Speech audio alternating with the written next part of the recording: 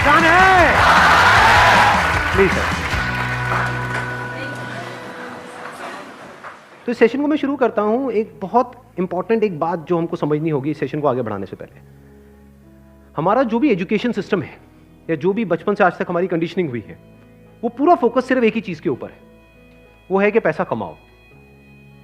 सब एग्री करते हैं इस बात से?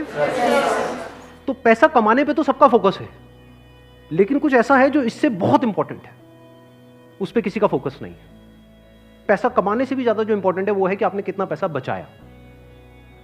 इंपॉर्टेंट है या नहीं है लॉन्ग टर्म में? सपोजिंगली आपने 50,000 रुपए महीने का कमा तो लिया, लेकिन आपके खर्चे हैं 55,000 रुपए के, क्या करोगे?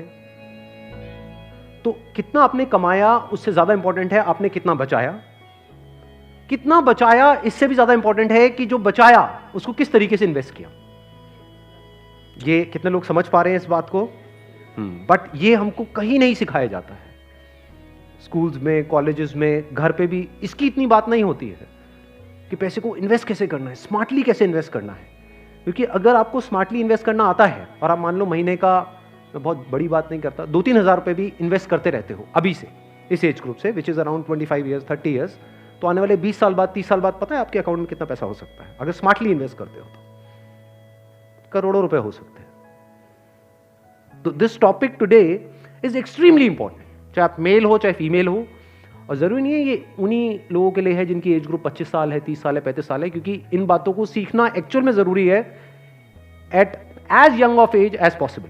यानी अगर आपकी एज 18-19 साल, 20 साल भी है, जो लोग कैमरे पे देख रहे हैं उनको मैं बोलता हूँ, जो वीडियो में देख रहे हैं, कि अगर आपकी एज 18-19 साल है, 20 साल है, तब भी आपके लिए सेशन बहुत इंपॉर्टेंट है, इनफैक्ट ज्यादा इंपॉर्टेंट है। और मेरे को आइडिया कहाँ से आया ये सेशन करने का? मेरे एक फ्रेंड है, मेरी वैसे उनसे बातचीत हो रही, उन्होंने मेरे से पूछा कि यार मेरे पास में कुछ फंड पड़ा हुआ है, मुझे क्या करना चाहिए, उसको कहाँ इन्वेस्ट करना चाहिए, कुछ आइडियाज हैं आपके पास? नहीं, उन्होंने मुझसे पूछा आप क्यों बीच में टांग अड़ा रहे हो? सीधा ही म्यूचुअल फंड। तो उन्होंने मेरे से पूछा, तो मैंने ये नहीं कहा जो इन्होंने कहा, मैंने सबसे पहले उनसे ये पूछा, मैंने कहा आपने क्या किया हुआ उस पैसे का और कितना पैसा आपने जोड़ा हुआ है?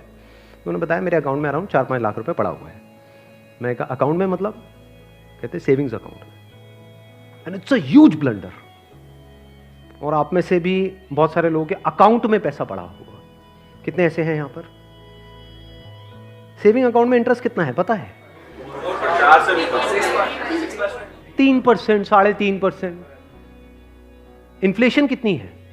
इन्फ्लेशन पता है ना हम सबको क्या है? मान लो आज हम पेट्रोल खरीदते हैं, कितने का है पेट्रोल? कितने रुपए लीटर है? 73। ये आज से 20 साल पहले कितने का था? 20-25 रुपए का। तो 25 रुपए से बढ़ करके आज कहां हो गया है? 73 पे पहुंच गया। तो ऑलमोस्ट 3 गुना बढ़ गया है। तो अगर वो पैसा आपके सेविंग अकाउंट में पड़ा होता तो क्या वो 3 गुना बढ़ जाता? तो आप लॉस में हो। समझ गए? इन्फ्लेशन का जो रेट है अप्रॉक्सीमेटली आप कह सकते हो 6% के आसपास मान लेते हैं, वो वेरी करता रहता है।